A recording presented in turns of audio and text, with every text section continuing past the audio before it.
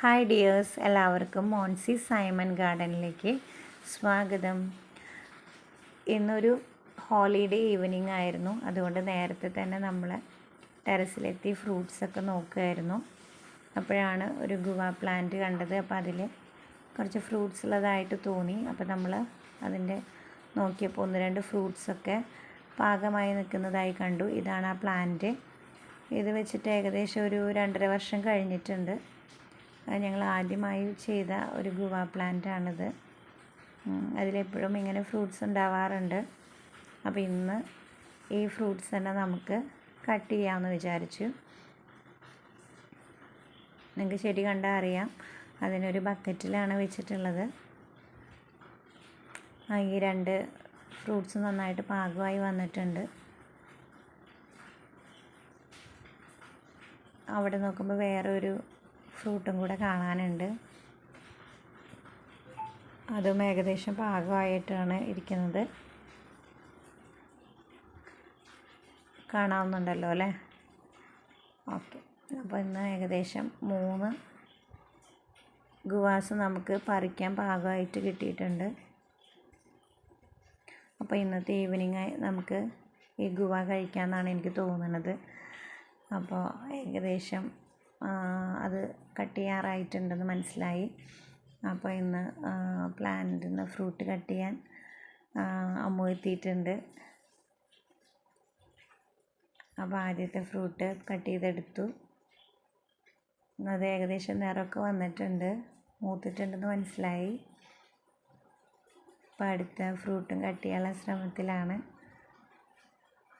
വളരെ ഈസി ആയിട്ട് പറിക്കാവുന്നതേ ഉള്ളൂ. കാരണം ഇതധികം ഹൈറ്റൊന്നും പോയിട്ടില്ല. നമുക്ക് എളുപ്പത്തിൽ പറിച്ചെടുക്കാം. അതുപോലെ നമ്മുടെ വീട്ടിൽ തന്നെ ആയതുകൊണ്ട് തന്നെ അതിൽ ഒരു രാസവളത്തിൻ്റെയോ ഒന്നും പ്രോബ്ലം ഇല്ല. വളരെ നല്ല രീതിയിൽ നമുക്ക് പേടിക്കാതെ കഴിക്കാം കേട്ടോ. അതുപോലെ ഈ പേരയ്ക്കൊക്കെ നമ്മൾ കവറിട്ടാണ് സൂക്ഷിക്കാറ്. ഇപ്പോൾ ഇത് കട്ട് ചെയ്യേണ്ട സമയമായതുകൊണ്ട് കവർ റിമൂവ് ചെയ്തതാണ്. ഈ പ്ലാന്റ് ഒന്ന് നോക്കൂ. നമ്മൾ നേരത്തെ കാണിച്ച പ്ലാന്റിൽ നിന്ന് ലെയർ ചെയ്തിട്ടുള്ള ഒരു ചെറിയ പ്ലാന്റാണിത്. ഇത് ആദ്യമായിട്ടുണ്ടായിട്ടുള്ള ഫ്രൂട്ടാണ് ഇതിൽ കാണുന്നത്. ഏകദേശം ഒരു 6 മാസമേ ആയിട്ടുള്ളൂ. പക്ഷേ നല്ല രീതിയിലത് ഫ്രൂട്ട്സൊക്കെ വന്നിട്ടുണ്ട്. നിങ്ങൾക്ക് നോക്കിയാൽ കാണാം, അതിൻ്റെ സ്റ്റെമ്മിൻ്റെ ഒക്കെ ഒരു സൈസ് വളരെ ചെറിയ ഒരു പ്ലാന്റാണത്. എന്നിരുന്നാലും അത് നല്ലപോലെ ഫ്രൂട്ട്സൊക്കെ ഉണ്ടായിട്ടുണ്ട്. എല്ലാ സ്റ്റെമ്മിലും നമുക്ക് ഫ്രൂട്ട് ഉണ്ടായി നിൽക്കുന്നത് കാണാൻ പറ്റും. ഈ സൈഡിൽ മാത്രമല്ല, പിന്നെ നോക്കിയാൽ അറിയാം, നമ്മളൊരു ഒരു ചെടിച്ചട്ടിയിലാണ് അത് വെച്ചിട്ടുള്ളത്. എല്ലാ സൈഡിലും ഫ്രൂട്ട്സൊക്കെ നന്നായി പിടിച്ചിട്ടുണ്ട്. ഈ സൈഡിലും നന്നായിട്ട് പിടിച്ചിട്ടുണ്ട്. പക്ഷെ ഇത് പറിക്കാറായിട്ടില്ല. കാരണം ഇതിലും വലിയ വലിപ്പത്തിലും ഉണ്ടാവും. അതുകൊണ്ട് നമ്മൾ പറിക്കുന്നില്ല. പക്ഷെ നല്ല രീതിയിൽ നമ്മൾ നോക്കുന്നുമുണ്ട്. അതുപോലെ തന്നെ ഫ്രൂട്ട്സൊക്കെ പിടിച്ച് കിട്ടിയിട്ടുമുണ്ട്. അപ്പോൾ ഇതുപോലെ എല്ലാവർക്കും ഒരു ഫ്രൂട്ട്സ് ഗാർഡനൊക്കെ അവരവരുടെ വീട്ടിൽ സെറ്റ് ചെയ്യാവുന്നതേ ഉള്ളൂ. അതിന് നല്ല പരിചരണവും ശ്രദ്ധയും കൊടുക്കുകയാണെങ്കിൽ നമുക്ക് വേണ്ടുന്ന ഫ്രൂട്ട്സ് നമ്മുടെ വീട്ടിൽ തന്നെ ഉണ്ടാക്കാവുന്നതേ ഉള്ളൂ. കണ്ടറിയാം, വളരെ ചെറിയൊരു പ്ലാന്റാണത്. ഇത് തായ് പിങ്ക് വെറൈറ്റിയിലുള്ള ഒരു ഫ്രൂട്ടാണ്. അപ്പോൾ ആ ഫ്രൂട്ട് കഴുകിയൊക്കെ എടുത്തു. നമുക്ക് ഇനി അത് കട്ട് ചെയ്ത് നോക്കാം എങ്ങനെയാണ് എന്നുള്ളത്.